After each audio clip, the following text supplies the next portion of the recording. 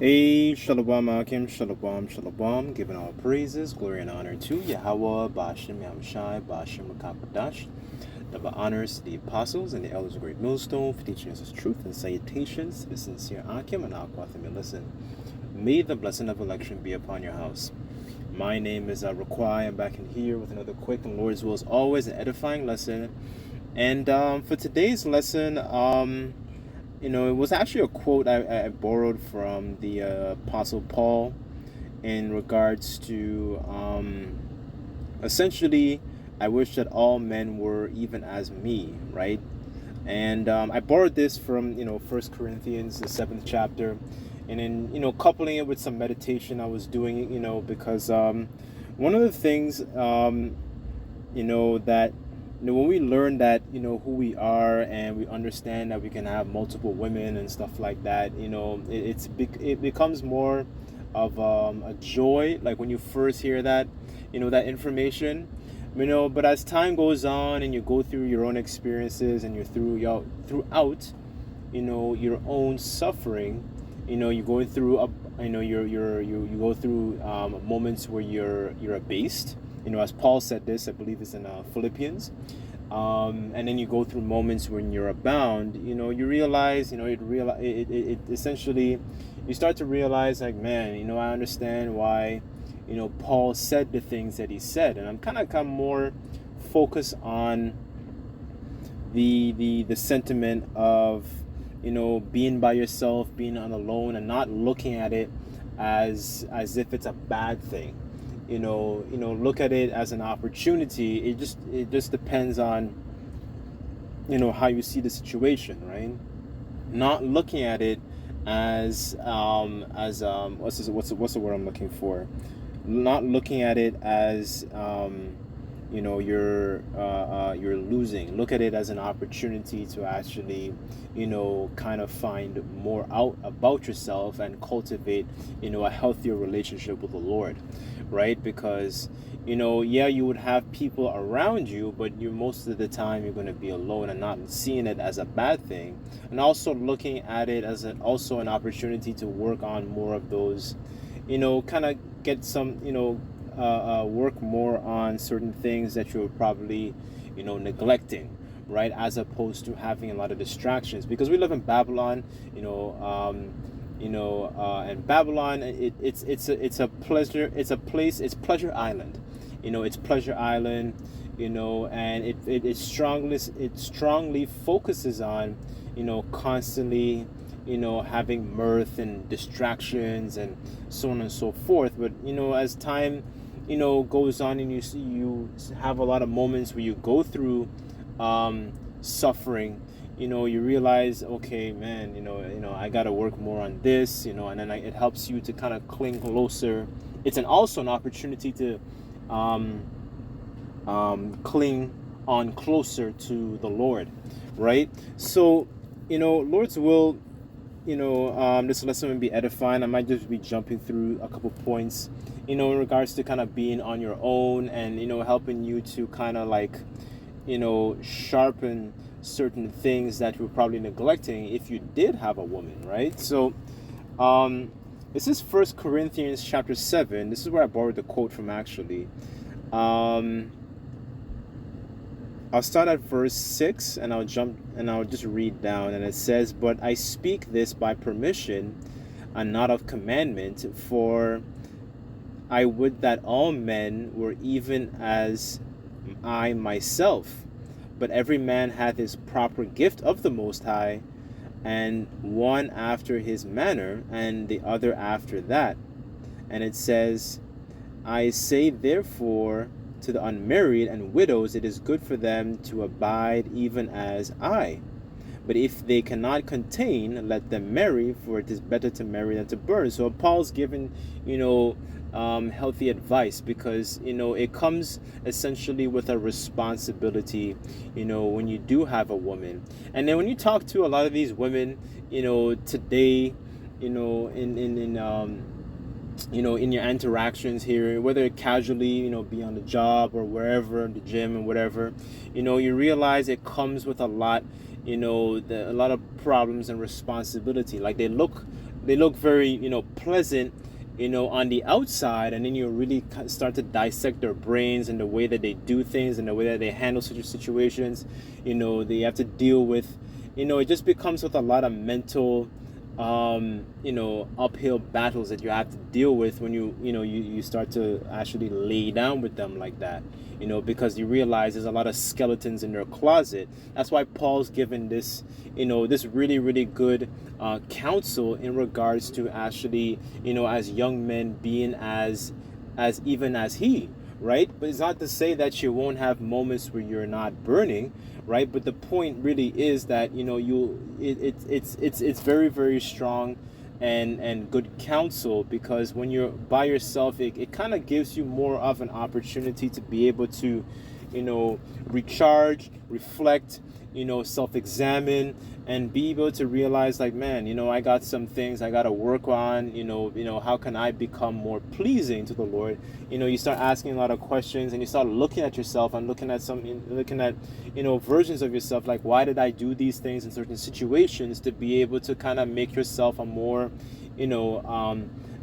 pleasant, essentially, in the Lord's eyes, right?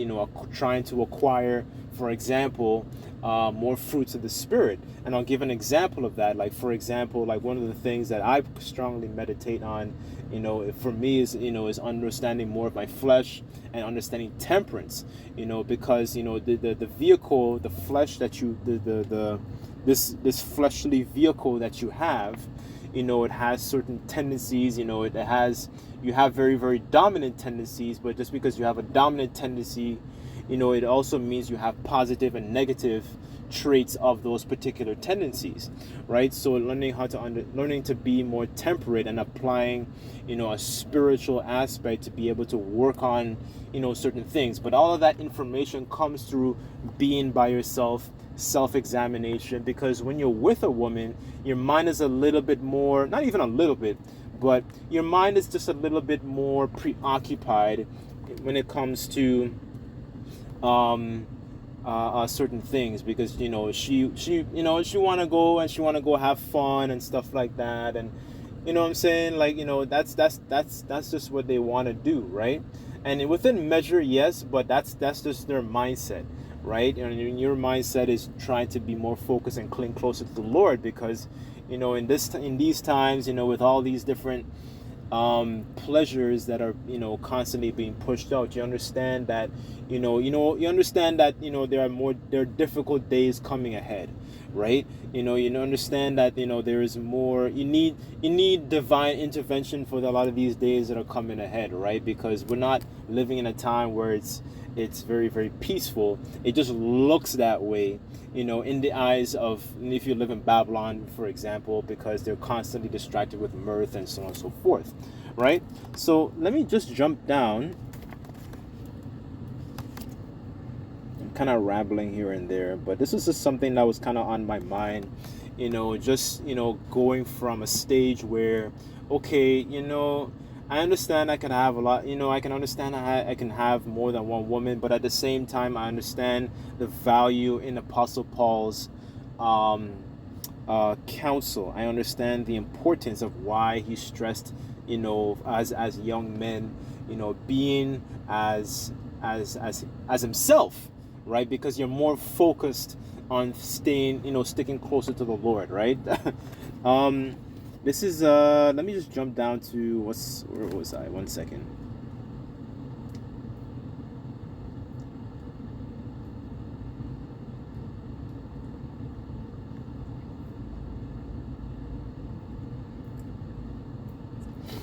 Okay, I jumped down to verse 31. But the points on 32, it says here, 1 Corinthians 7, and it says, and as they use this world and not abusing it, for the fashion of this world passeth away. But I would have you without carefulness. It says, he that is, where was I?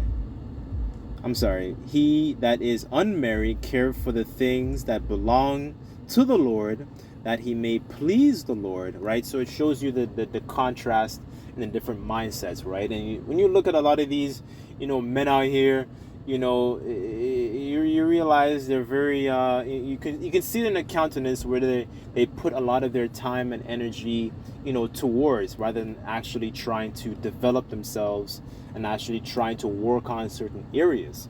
In verse 32, so I'm sorry, verse 33, and it says, but he that is married careth for the things that are of the world, that he may please his wife, right? So you start to see that a lot of these dudes, you look at them and they have that mentality of, man, I gotta go, she needs this, she needs that, you know what I'm saying, right? They have that kind of that mentality, and it shows you where a lot of their energy goes towards, right?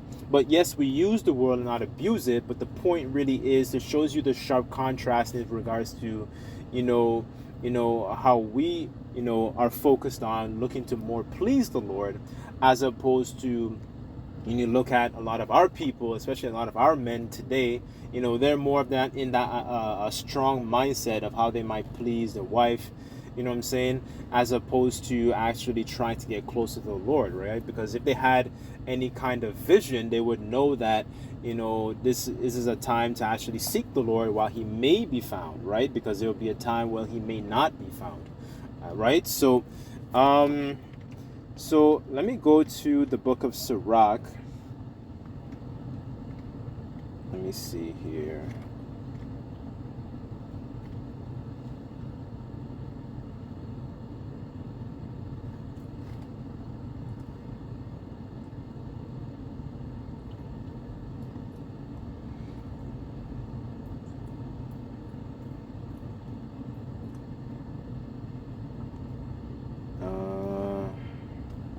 That's Sirach 38. Okay.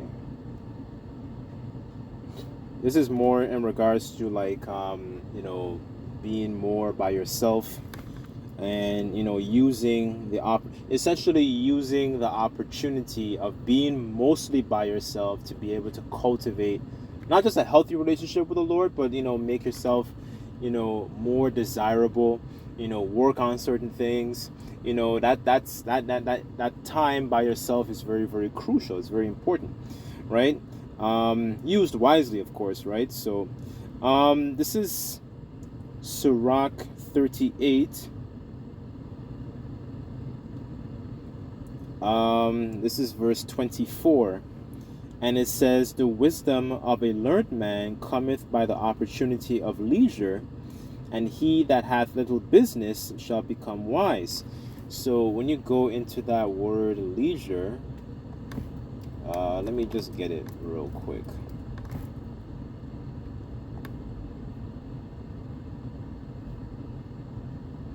Leisure, here it says free time, time at one's disposal, the opportunity to do something, chance, occasion, an opportune time. I'm reading from the etymology, by the way, and it says lack of hurry. It says capacity, ability, freedom to do something, permission, with it says free will, but we don't exactly have free will, right? It says idleness, inactivity, right? And that's one of the things that idleness can do too, because we have a saying in the islands, an idle mind is the devil's workshop. So it's more about staying occupied, right? Hold on, since I said that, actually.